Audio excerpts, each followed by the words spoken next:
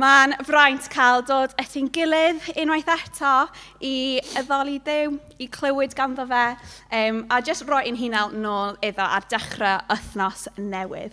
So, mewn munud byddwn ni yn cael bach o addoliad, ond jyst i ddechrau, newn ni jyst cael bach o amser yn dawel ein hunain, jyst i roi ein hunain i Dduw. Dyn ni gyd yn dod, a mae siŵr dyn ni gyd i cael wythnosau gwahanol. Dyn ni gyd gyda pethau gwahanol yn mynd ymlaen. Felly, newn ni cymryd jyst munud bach dawel i ni jyst dod yn hunain o flaen Duw ar dechrau'n oedfa bore yma. So, dewch i ni jyst cael bach o amser i wneud hynna ein hunain.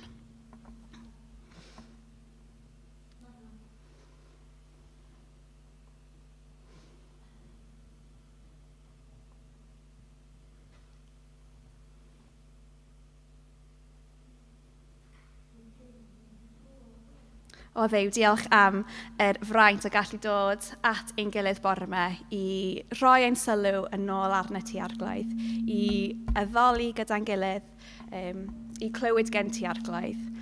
A dyn ni jyst yn dweud Arglwydd bore yma, dyma ni i ti. A dyn ni'n croesawu ti yn y lle yma i fod ar waith ac i siarad gyda ni Arglwydd. So, jyst derbyn ein mawl ac ein clod bore yma. Yn dy enw di, dyn ni'n gweddio. Amen. Felly, os chi eisiau codi, a newn ni...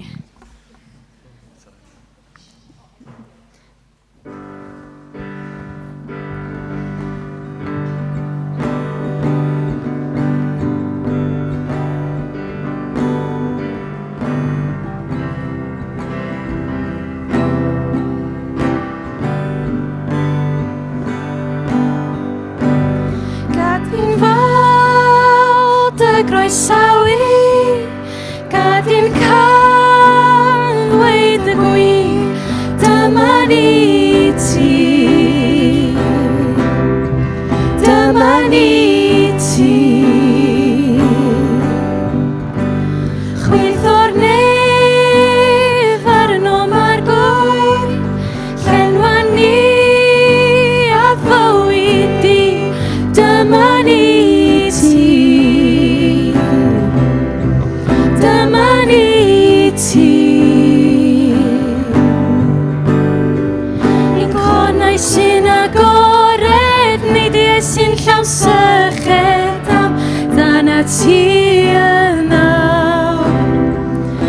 Dim ond ti sy'n sanctau, ti di'r un sy'n deilwng Dduw, anfon dan i law. Gad ein blwydd fod yn anthem, clod i ti drwy'r byd i gyd, dyma ni ti, dyma ni ti.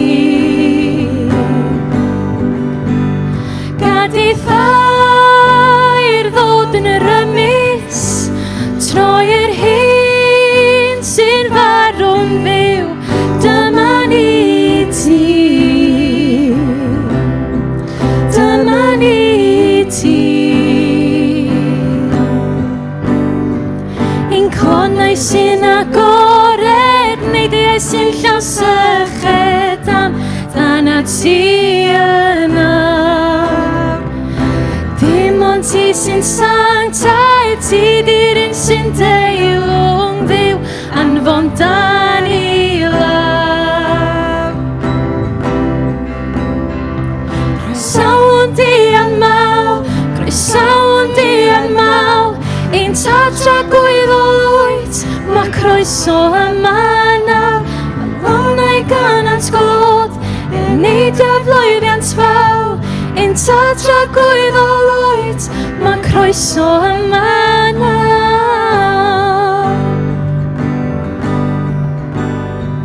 Ein conau sy'n agored, neu di sy'n llawn syched am dyna ti yna. Dim ond ti sy'n sanctau, ti di'r un sy'n deilwng Dduw, anfon dan i law. Crist yw fy mhopeth i, Crist yw fy mhopeth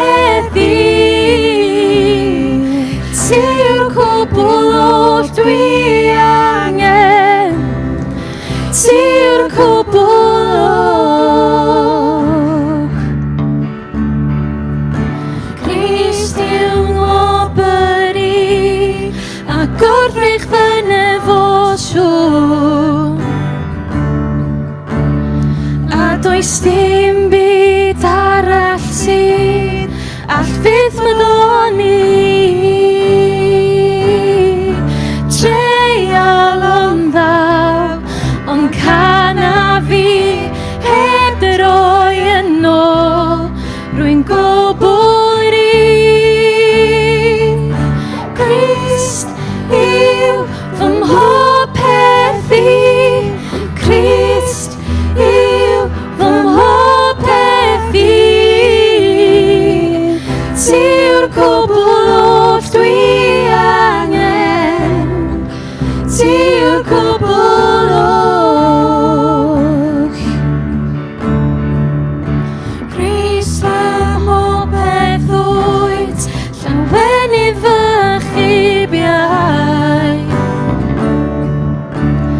Gobaith sicr sy'n o ti, nef yw'n carter ni.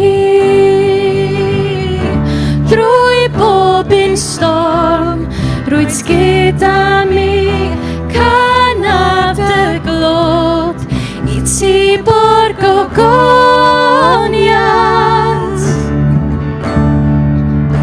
Crist yw fy mhopeth i, Crist yw fy mhopeth i.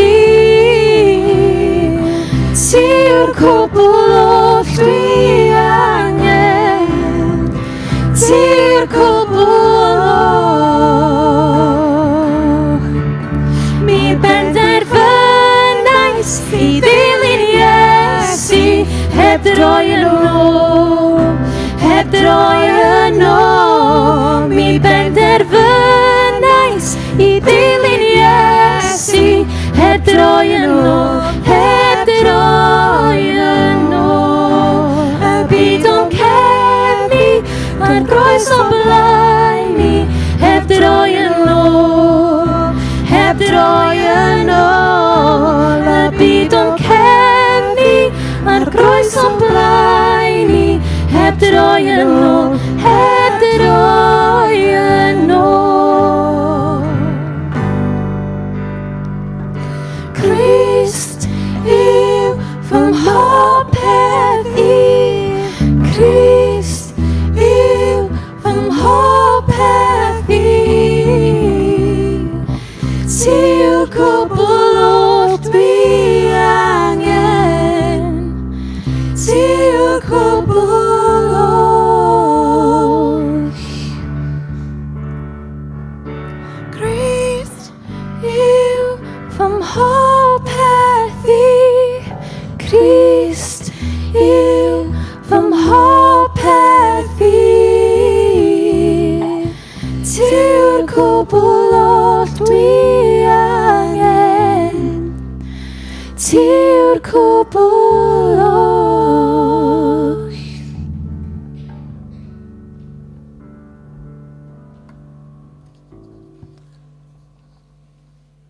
A dyn ni'n dilyn Duw sydd ein popeth ni ac yn Duw sydd byth yn newid.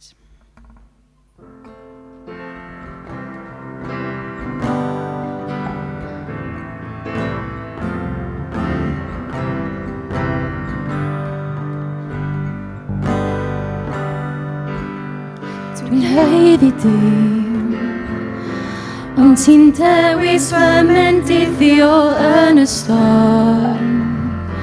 Dyw rwyt ti'n parhau i weithio, does dim byd medru di ddim ei ddefnyddio, lles y rai sydd yn dy garu di. Lles y rhai sydd yn dy garu di. Dwy ti byth yn newid, ti'n cadw bob addewid. Bythaireth mae dy ysbryd yn gweithio yn omni. Diolch am dy gariad, dy ras a dy faddeuad. I ti yma'r gogoniant a'n diwan hagoroedd ni.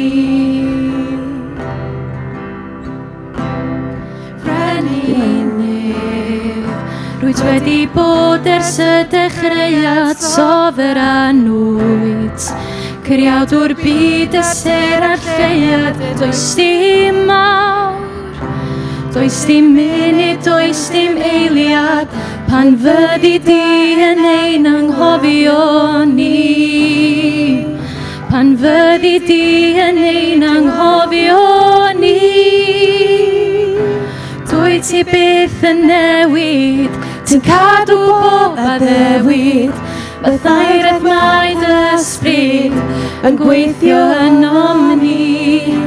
Diolch am dy gariad, dy ras a dy faddeuant. I ti yma'r gogoniant, ein diwan arglwydd ni.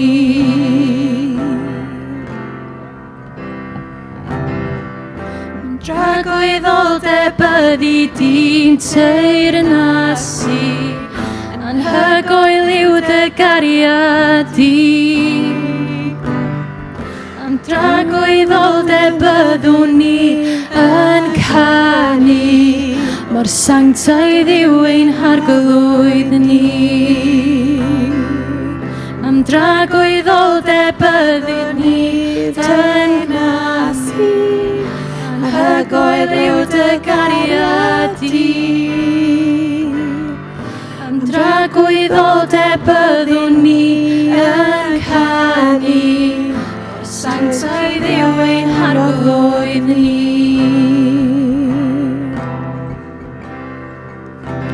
Dwy ti byth yn newid, ti'n cadw bob addewid.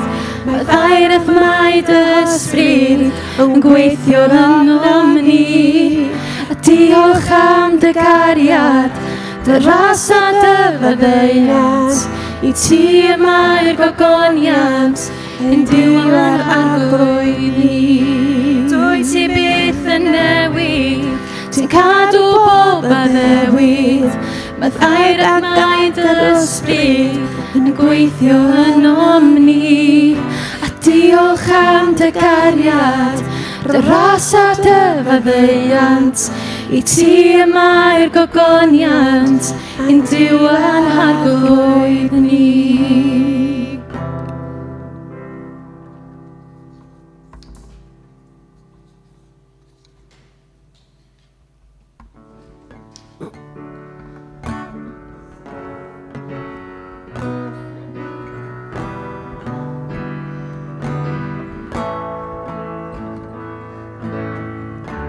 Distewch cant mae presennol dy Crist, y sanctaidd i'n gerllaw.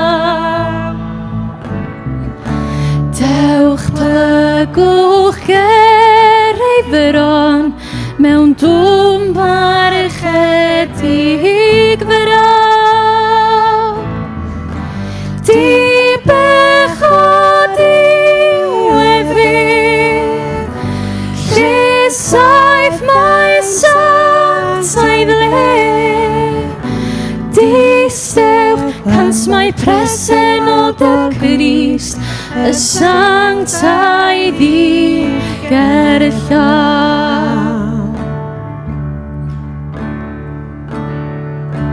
Distewch cant gogoniant Crist ei hun, ond cylch lewer eich angri.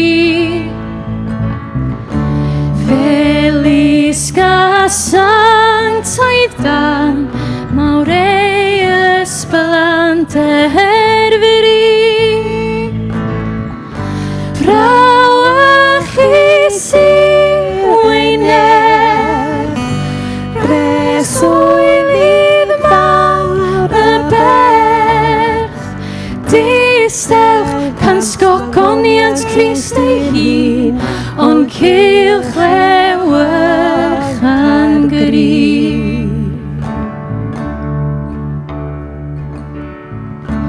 Distewch cant mae nerth yr arglwyddiwr yn symud yn ein plith. Dawi'n iachau yn nawr, gweinyddau ras fel gwlydd.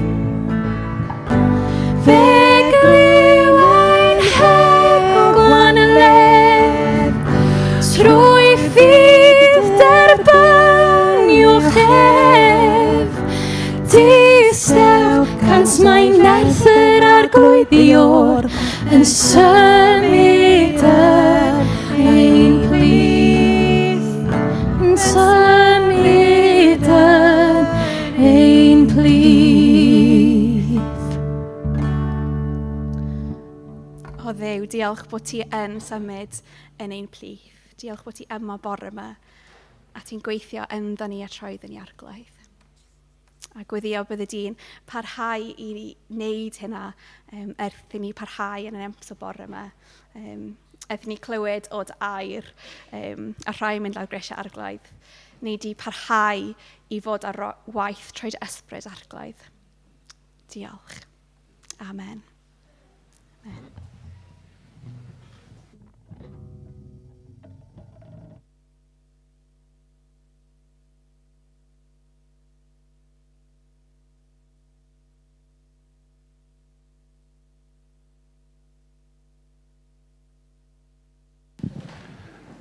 O, bore da. Ww, mae hwnna'n uchel. Sori. Bore da. Reit, buckle up. Mae'r cyhoeddiadau'n hir. Wei! OK. Ond y darn cyntaf, cymharol syml yn y cyhoeddiadau yw, mae'r ram fwyaf o gyfarfodydd yr wythnos fel arfer, grwpiau cymuned ac yn y blaen, so does ddim problem efo hynny. Un newid bach, pwysig iawn. Dych chi'n cofio cawl a chwmni? Cawl a chwmni is no more. Ond, nawr mae gynnon ni te a chwmni. A mae te a chwmni yn mynd i fod ar ddydd Iau y cyntaf o'r mis a'r trydydd o'r mis. Y first and third Thursdays. Iawn? So, a fydd e'n dechrau dydd Iau yma, a mae am 2 o'r gloch, lot o sgwrsio, lot o hwyl. Dyna'r cyfarwydd. Ie, lot o sgwrsio, lot o hwyl. Ie, na ni, iawn. So, gewch chi fynd yna i checio, os dyn ni'n deud y gwir. So, cawl a chwmni, te a chwmni, sori. Mae'r enw na'n sticio yn ben yn dydi. Te a chwmni yn cychwyn dydd Iau yma, a wedyn ddim bob yn ail wythnos, achos weithiau mae'n y 5 dydd Iau mewn mis. So, first and third Thursdays, OK? Iawn? OK.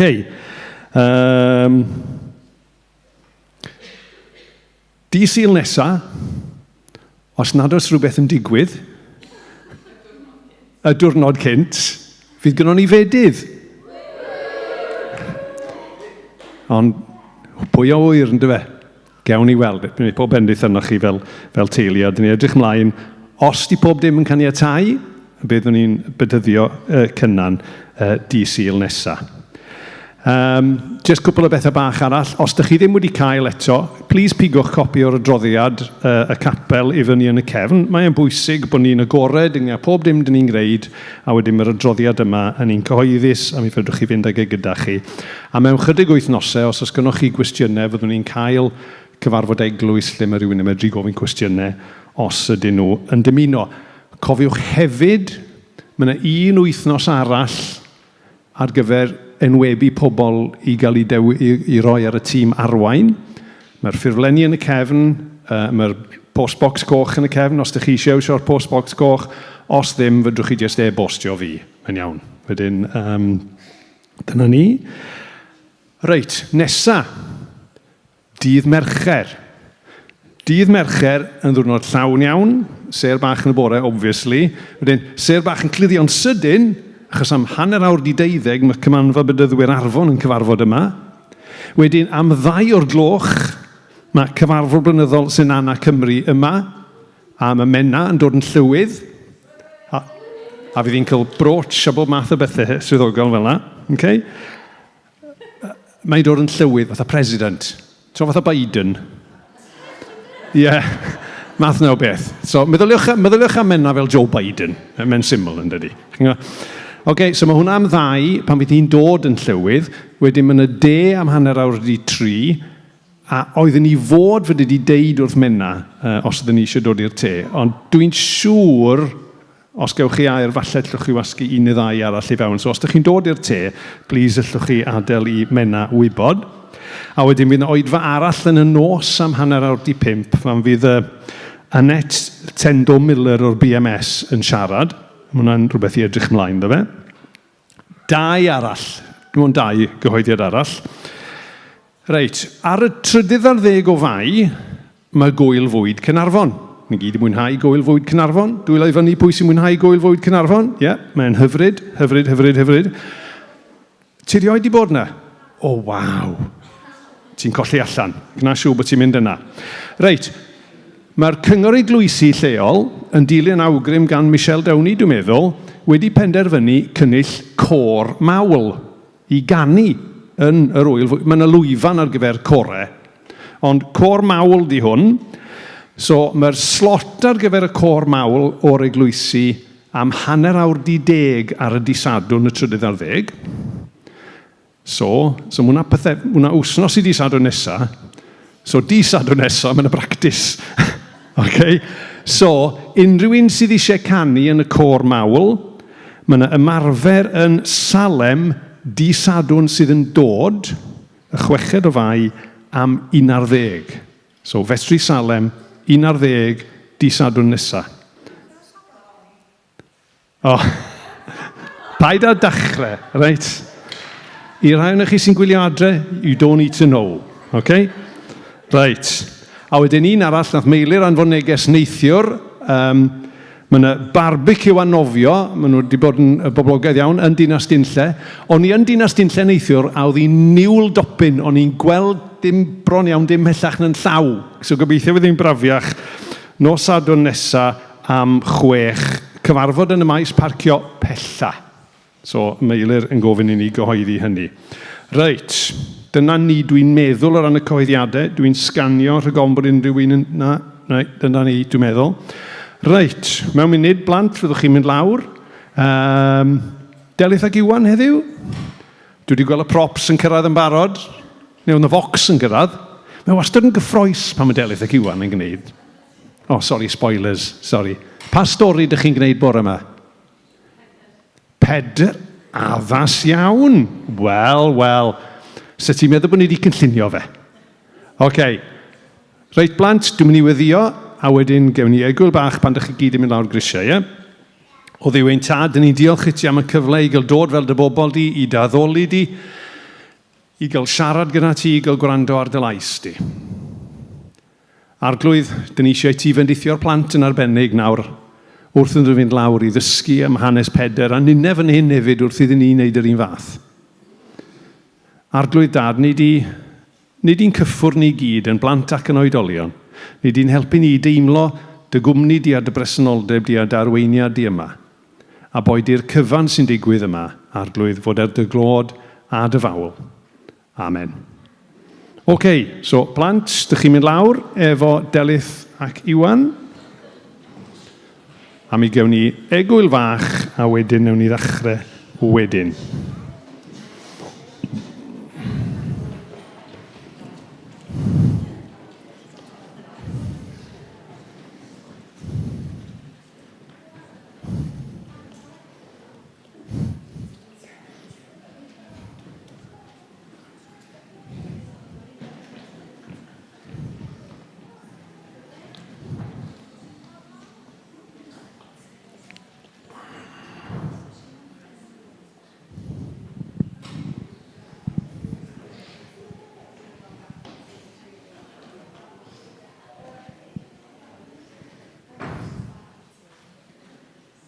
Iawn, gret. So dwi am wneud y darlleniad i ddechrau, a mae'r darlleniad heddiw yn dod o Efengyl Ioan, y benod gyntaf ac adnod 35 i 42.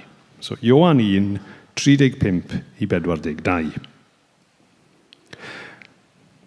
Roedd Ioan yno eto'r diwrnod wedyn gyda 2 o'i ddisgyblion. Ioan fydyddiwr felly. Wrth i Iesu fynd heibio, roedd Ioan yn syllu arno ac meddai, edrychwch, oen Duw.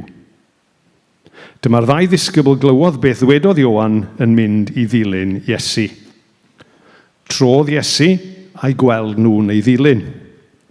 A gofynodd iddyn nhw, be dych chi eisiau? Rabi, medden nhw, ble wyt ti'n aros? Ystyr y gair Hebraeg, rabi, ydy athro. Atebodd Iesu nhw, dewch i weld. Felly dyma nhw'n mynd i weld lle roedd yn aros, a threulio gweddill y diwrnod gydag e. Roedd hi tua 4 o'r gloch y prynhawn erbyn hynny. Andreas, brawd Simon Pedr, oedd un o'r ddau. A'r peth cyntaf wnaeth e wedyn oedd mynd i chwilio am ei frawd Simon, a dweud wrtho, dyn ni wedi dod o hyd i'r Meseia. Gair Hebraeg sy'n golygu yr un wedi ei eneinio'n frenin.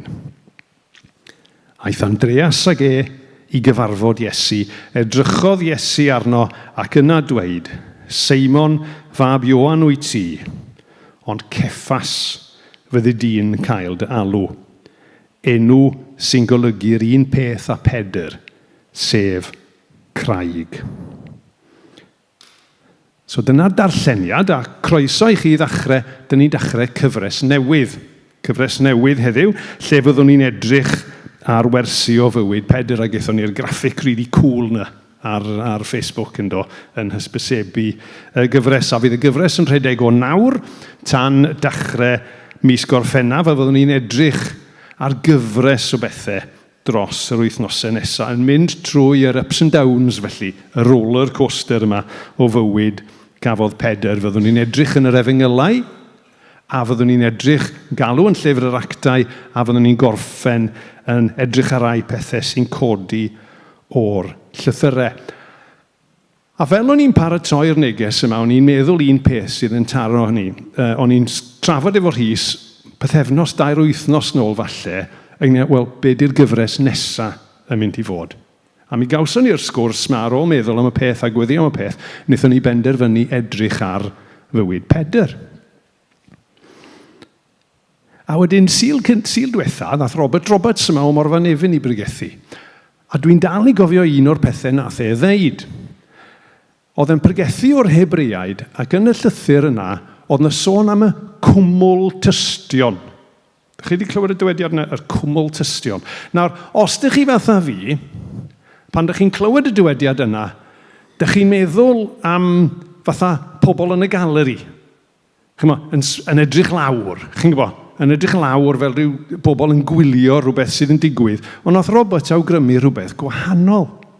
A'r un o'r pethau, nath awgrymu 2 beth, un o'r pethau oedd bod ni'n medru bod yn gwmwl tystion i'n gilydd, achos bod ni'n medru annog a helpu'n gilydd, a hefyd bod ni'n medru dysgu o edrych ar brofiadau Cristnogion o'r gorffennol, yn benodol felly cymeriadau o'r Beibl dyn ni'n medru dysgu ganddyn nhw.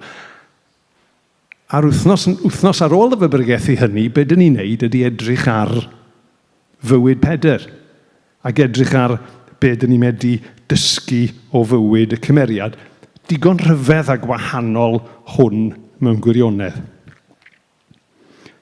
A cofio, nid gwers hanes ydy hwn. Mi fyddwn ni'n dysgu pethau? Byddwn. Ond fel oedd y post gan Rhys ar Facebook yn dweud, dyn ni eisiau edrych ar yr hanes, ond dyn ni eisiau edrych ar yr hanes mwyn clywed yr alwad i ddilyn Iesu heddiw. Dyna pam dyn ni'n edrych arno fe. Nawr, ar y pwynt yma, falle bod rhai o'n chi yn barod i switcho i ffwrdd. Okay? Peidiwch. Okay? Achos mae gynnon ni bethau y medrwn ni ddysgu o hyn. So, mae'r neges heddiw, dros yr wythnosau sydd yn dod, fydd yna gyfres o negeseuon ar bethau penodol, digwyddiadau penodol a negeseuon penodol o'r Actau a'r llythyrau.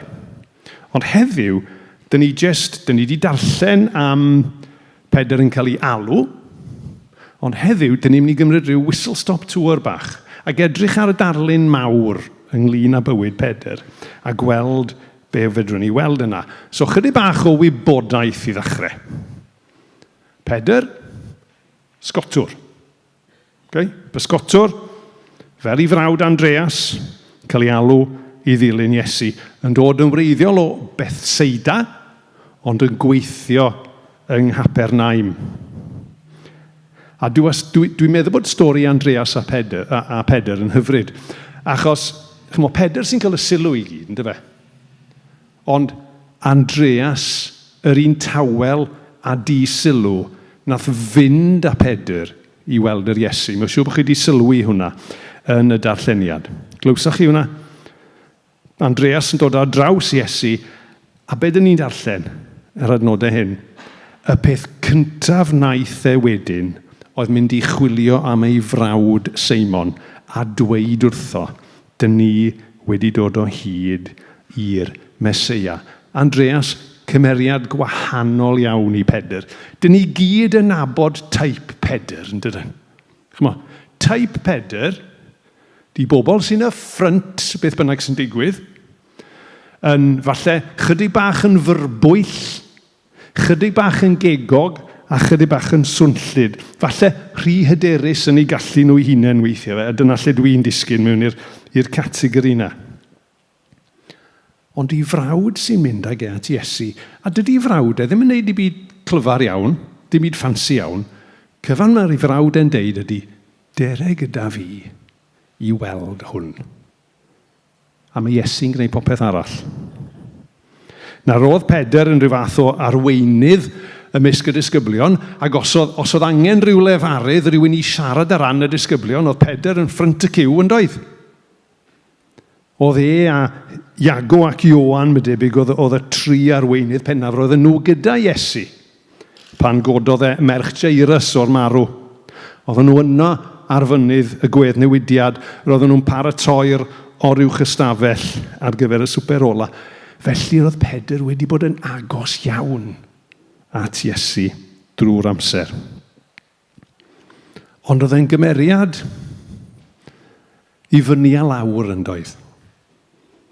Dwi'n dal i gofio pan o'n i'n llai, ddim mor wir wrth i fynd yn hun, ond fydde mam bob amser yn cwyno, Arwel, wyt ti fyny a lawr gormod, a ddi'n neud hyn efo'i dwylo, wyt ti fyny a lawr gormod yn emosiynol Arwel, ddyle ti fod fwy fel hyn.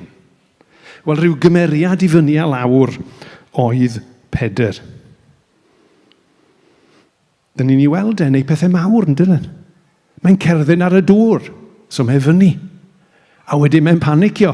A mae'n mynd lawr go iawn, yn dydi?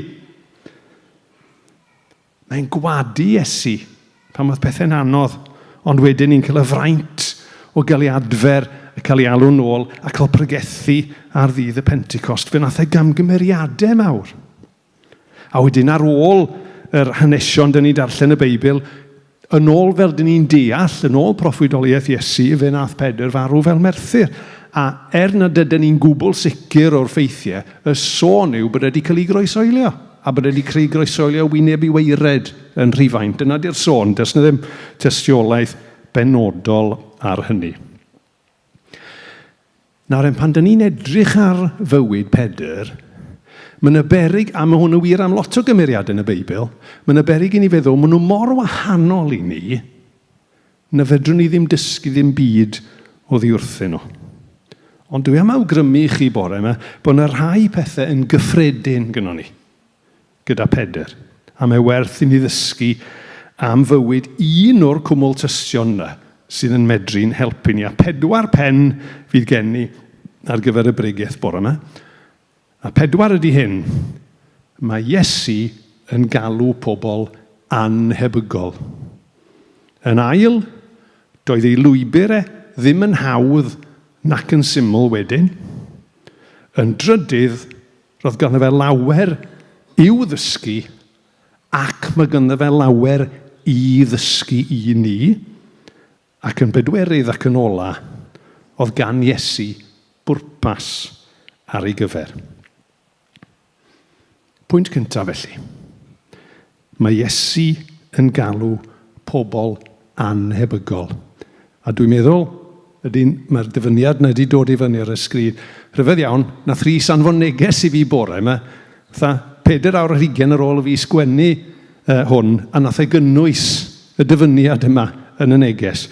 God doesn't call the equipped, God equips the called, and you have been called. Nawr, yn tasech chi a fi yn eistedd lawr ac yn cynllunio creu rhyw fudiad neu grefydd newydd ac yn meddwl pwy fydden ni eisiau i fod yn arweinydd y grefydd yma? Fydden ni'n dewis pysgotwr? Fydden ni'n dewis pysgotwr gwyllt, byrbwyll, oedd yn gwneud pethau gwirion, oedd yn siarad cyn iddo fe feddwl yn aml? Mae'n debyg fydden ni ddim. Ond fel mae'r dyfyniad na'n deud, dydy Duw, he doesn't call the equipped, he equips the called. Hynny yw, nid rhyw brawf i'w basio ydy dod yn Gristion. Nid exam ydy e. Lle dyn ni'n goffod cyrraedd rhyw safon mwyn i Dduw yn defnyddio ni. Be sy'n digwydd yw, mae Duw yn galw, a pa mae e'n galw, mae'n deud, dwi'n mynd i dy baratoi di ar gyfer be dwi di cynllunio ar dy gyfer di. Ydyn ni'n ame? Ydyn ni'n ame bod Duw yn galw ni? Ydyn ni'n ame bod ni'n ddigon da i wneud gwaith Duw? Yn y berig, fel nes i awgrymu'n gynharach, bod ni'n edrych ar bobl yn y Beibl, chydig bach yn un llygeidio, gad ni'n meddwl maen nhw rhyw gewri. Ond mawredd mawr. Ond na wendideg yn nhw. Meddyliwch am oriau lanfarwolion y ffydd. Meddyliwch am rhai o'r bobl yna. Moses. Oedd gynno fe atal deud a oedd wedi llofruddio rhywun. Dafydd. Oedd wedi godinebu. Oedd wedi trefnu marwolaeth rhywun. Rahab yn Bitain. Abraham. Cawr mawr y ffydd, ond un oedd yn fodlon deud clwyddau mwyn achub i groen ei hun. Paul, Saul, un oedd yn erlyd eglwys Iesu Grist. Ac mae Pedr yn y llinach hynny o bobl gymysglyd iawn. A dyn ni'n bobl gymysglyd, yn dydyn? Ond pobl y mae Duw wedi ei galw. Mae Duw yn galw, a pan mae'n galw, mae'n addo rhywbeth pwysig iawn. Mae'n adnodau yn yr ail lythyr at yr Corinthiaid yn darllen fel hyn. Mae Duw yn gallu rhoi mwy na digon o bethau'n hael i chi. Gryndwch ar y geiriau. Mwyn i chi fod a popeth sydd arnoch ei angen. A bydd digonedd dros ben i chi allu gwneud gwaith da bob amser. Dyn ni wedi trafod o'r blaen yn do. Chmo, pam bod Duw yn dewis pobl fel chi a fi? A dyn ni wedi ryfeddu at y ffaith i fod Duw yn dewis ymddiried i waith i bobl ddigon gwan, a ddigon bler, a ddigon twp fatha chi a fi. Ond un reswm yn dewis bobl wan yw mwyn i bobl eraill weld byna obaith. Mwyn i bobl eraill weld mae waith yn ei ras ydy e.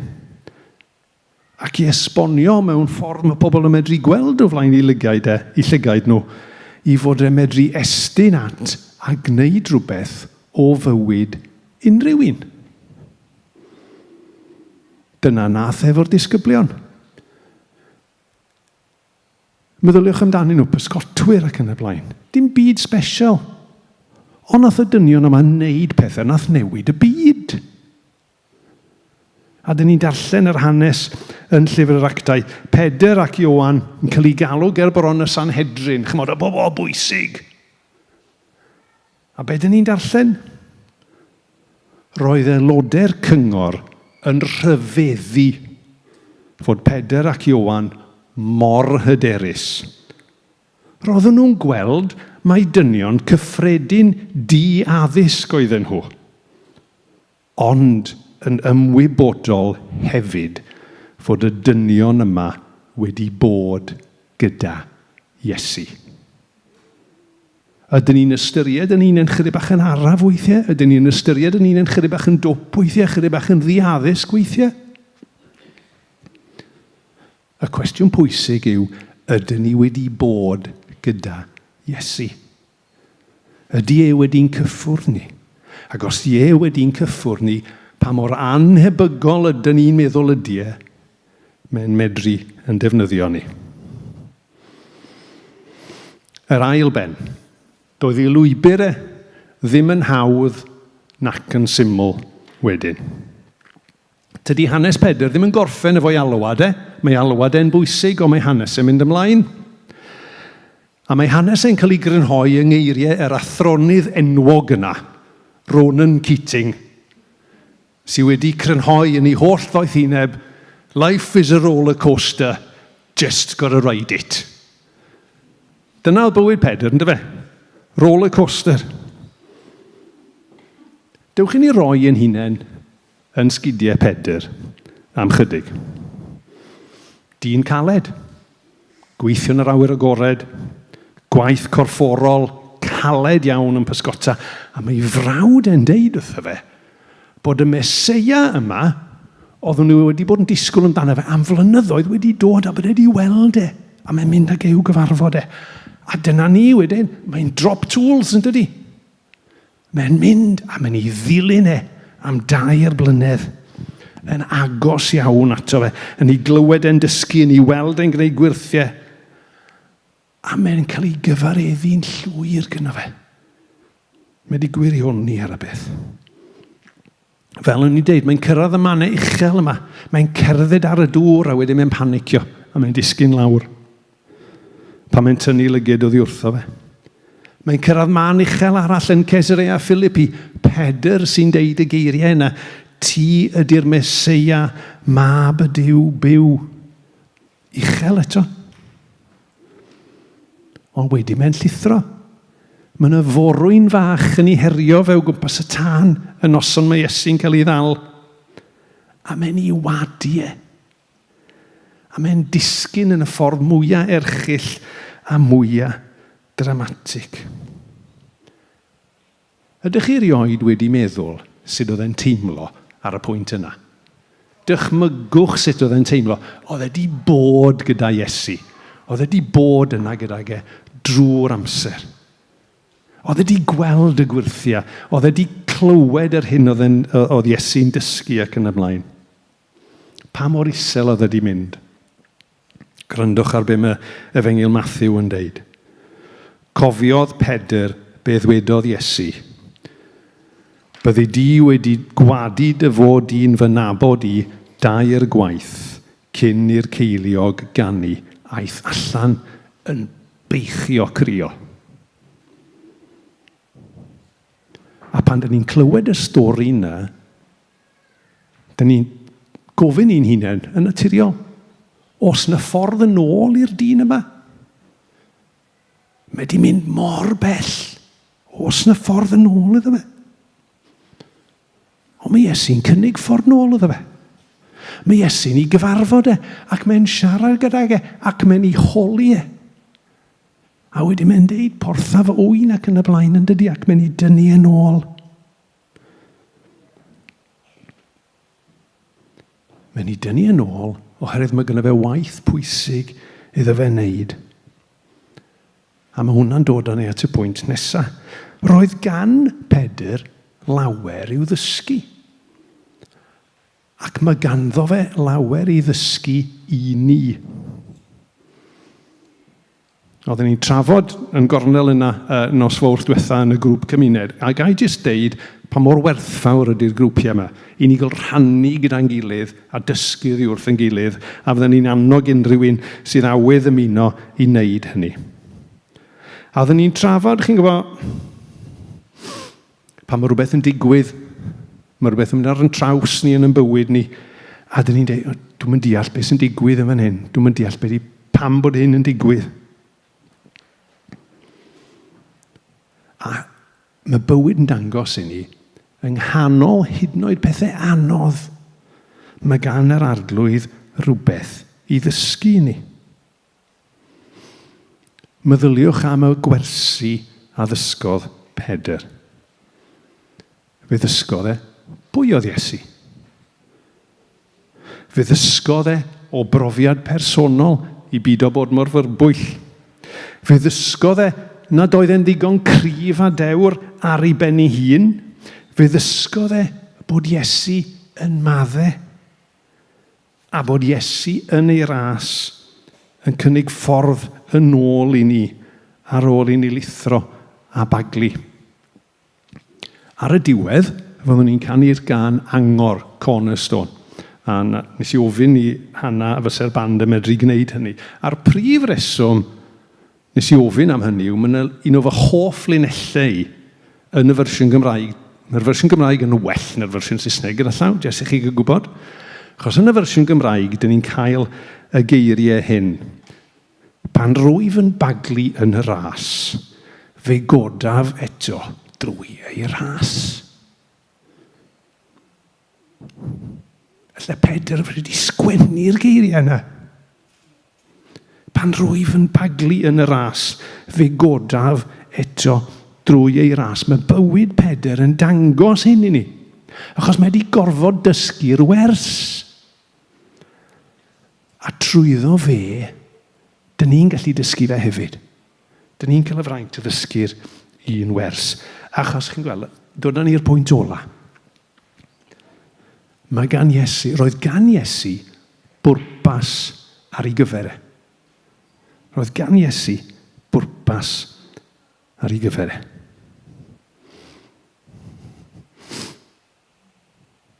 A mae Pedr yn dod yn gymeriad pwysig, yn dydi? Mae'n dod yn gymeriad pwysig yn hanes yr Eglwys Fore. Yn Mathew 16-18, ar ôl i Pedr gyhoeddi mae Iesu oedd y Meseia, dyn ni'n darllen y geiriau hyn.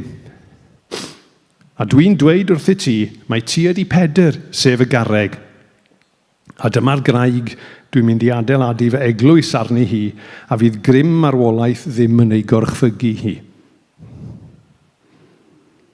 Beth oedd hwnna'n golygu? Na, mae'n un cangen o'r eglwys wedi cymryd na fel arweiniad i roi pwys ar olyniaeth dynol Pedr yn do. Dyna pam yn y bab heddiw yn Rhufain ac yn y blaen. Ond meddyliwch am y peth. Adeiladu'r eglwys ar ddyn oedd yn suddo pam oedd e ddim yn cymryd i lygad o ddar Iesu. Ar ddyn nath wadu Iesu dair gwaith. A oedd Iesu'n gwybod bod e'n mynd i wneud. Felly be mae'n golygu?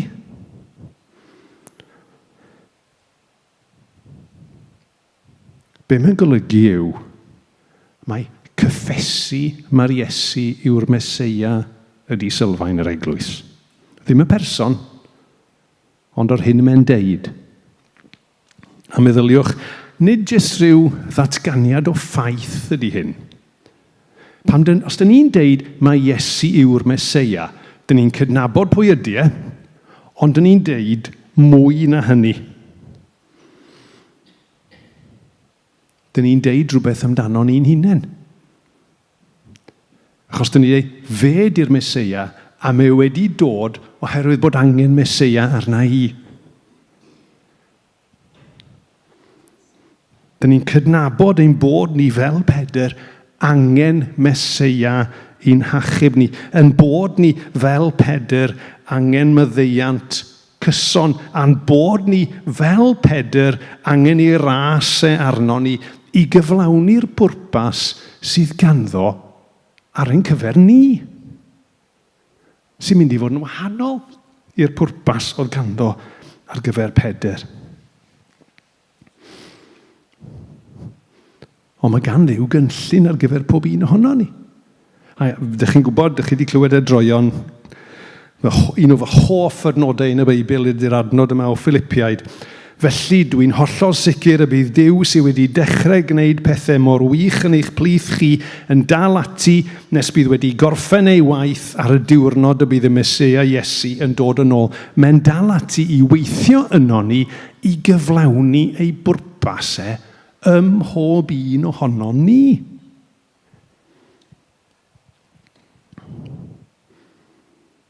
Beth amdano ni felly? O edrych ar fywyd Pedr, edrych ar fywyd un o'r cwmwl tystio yna, be dyn ni'n dysgu? Dyn ni'n dysgu sawl peth. Dyn ni'n dysgu'r 4 peth yma, bod Iesu'n galw pobl anebygol. Na fydd ein llwybrau ni yn syml ac yn hawdd o reidrwydd. Bod gynnyn ni lawer i'w ddysgu ac bod gynnon ni bethau medrwn ni ddysgu i bobl eraill. A bod gan Iesu bwrpas ar ein cyfer. Dewch i ni bwyso mesur hynny. Fel unigolion bore yma ac adre. A meddwl amdanyn nhw jyst yn fyr fel hyn i gloi. Mae Iesu'n galw pobl anhebygol. Falle bod ni ddim yn gallu dychmygu pam y bydde Iesu eisiau rhywun fel fi. Falle bod ni'n ame hynny. Ond mae bywyd Pedr yn dangos. Mae nid arholiad i'w basio yw'r bywyd Cristnogol, ond bywyd lle mae Duw yn Iesu yn dod ato ni, y rai mwyaf anebygol, ac yn gweithio yno ni. Ac oherwydd natur bywyd a sut rei yda ni, fydd yn llwybr ni ddim yn syml ac yn hawdd. Fydd yna bethau'n dod ar ein traws ni. Fydd yna lawer o highs and lows. Ddigwyddodd hynna i Pedr, a ddyle fe ddim fod yn syndod i ni, achos mae gynnon ni lot i'w ddysgu. A weithiau, dim ond trwy mynd trwy'r profiadau yna, dyn ni'n medru dysgu nhw. Trwy yn bywyd ni, mae Iesu'n dysgu pethau i ni, yn dysgu ni fel Pedr, a mae'n gwendid ar yn pen yn hunain, yn dysgu ni i wrando, yn dysgu ni i ddibynnu arno fe. A pan dyn ni'n dysgu'r gwersi hynny, mae yna le i ni rannu'r gwersi yna efo pobl eraill. Na i bwysleisio hwnna eto. Pan dyn ni'n dysgu hynny, pan dyn ni'n dysgu gwersi gan Dduw, mae yna le i ni rannu'r gwersi yna efo pobl eraill. Achos fe all y gwersi ni fod yn helpu rhywun arall. A mae gan Iesu bwrpas ar gyfer pob un ohono ni. A dydyn ni gyd yn mynd i fod yr un peth. Meddyliwch am y ddau frawd. Os edrychwch chi'n llyfr hanes, Pedr, dych chi'n gweld, oedd e'n bwysicach nag Andreas, nag oedd. Oedd e jyst yn wahanol. Andreas sy'n mynd ato fe, yr un di-sylw, yr un tawel, a jyst yn di, dere gyda fi. A mi gyflawnodd Andreas, neu bwrpas. A mae hwnna'n rhywbeth i ni gofio, dyn ni wrthi mynd trwy broses nawr yn dydyn. Dewis tîm arwain, dewis aelodau newydd i'r tîm arwain. Dyn ni'n gyd yn goffa bod yr un peth. Dyn ni'n gyd yn finished products, nag dan dos am un ohono ni. Dyn ni'n chwilio am ryw berffeithrwydd, os dyn ni'n chwilio am berffeithrwydd, mae wedi canu arno ni. Ond mae gan Dduw bwrpas ar gyfer pob un o'i blantau. Mae ganddo bwrpas ar gyfer mywyd i, ar gyfer eich bywyd chi. A mi fydd yn treulio'r gweddill o'n bywydau ni yn ein dysgu ni ac yn cyflawni'r pwrpas yna yno ni. Dewch i ni jyst tawelu am funud i ni gael cyfle i ymateb i hynny a wedyn a'i gloi wedyn efo gair byr o weddi. Jyst i ni gael meddwl am y pethau yna, meddwl am yr hyn dyn ni wedi dysgu bore yma, a sut dyn ni'n ymateb iddo fe.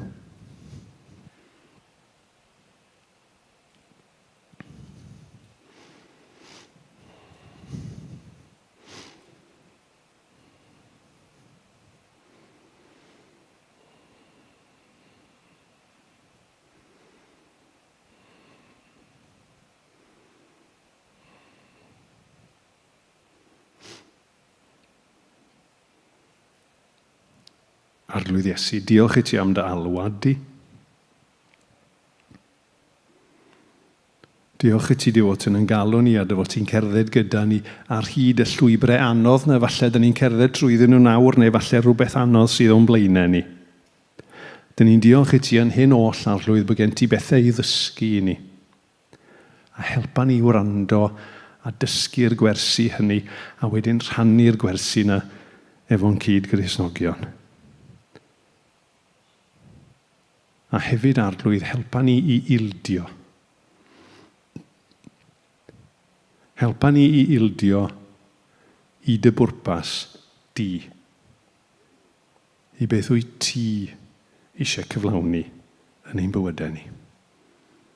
Yn enw Iesu. Amen.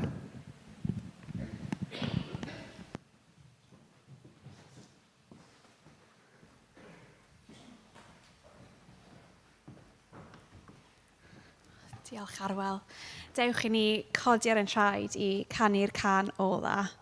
Fel oedd Arwel yn dweud, ni'n mynd i canu angor ar pennill yna sy'n dweud pan roedd yn baglu yn y ras, mi godaf eto droi ei ras. Troi'r drwg a da, pob peth a ddaw, diogel oif yn gloifau law. So dewch i ni codi i ganu.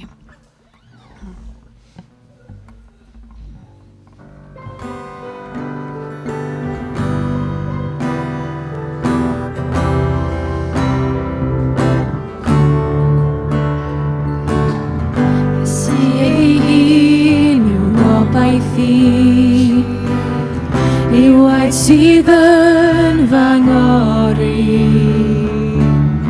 Does dim i'w roi gan ddynol ryw. Yn enw Iesu nawr byw.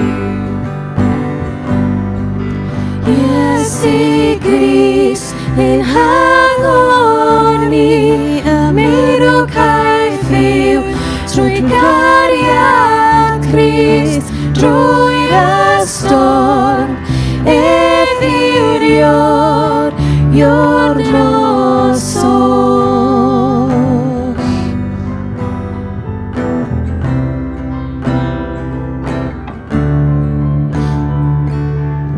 Pan rwyf yn baglu yn y ras, mi godaf eto drwy ei ras.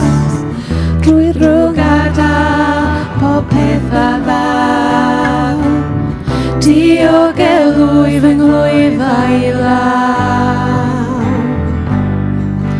Iesu Grist ein hangor ni, a meirw caiff yw trwy gariad Crist, drwy y storm, efyrior, yw'r drosoch.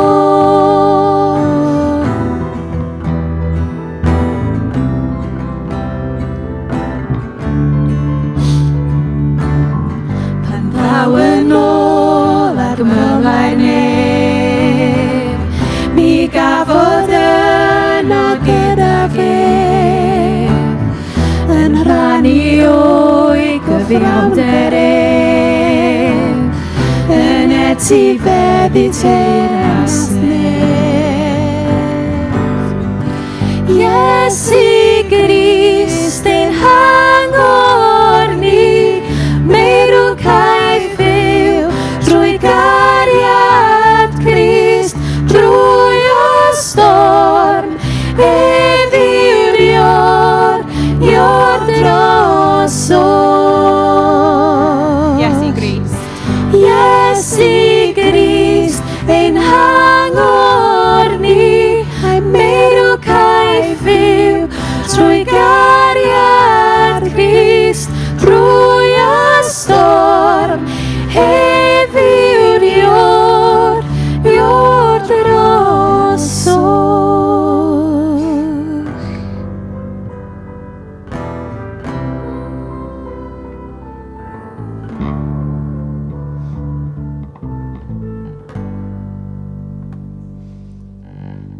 Dewch i ni orffen trwy cydadrodd y gras.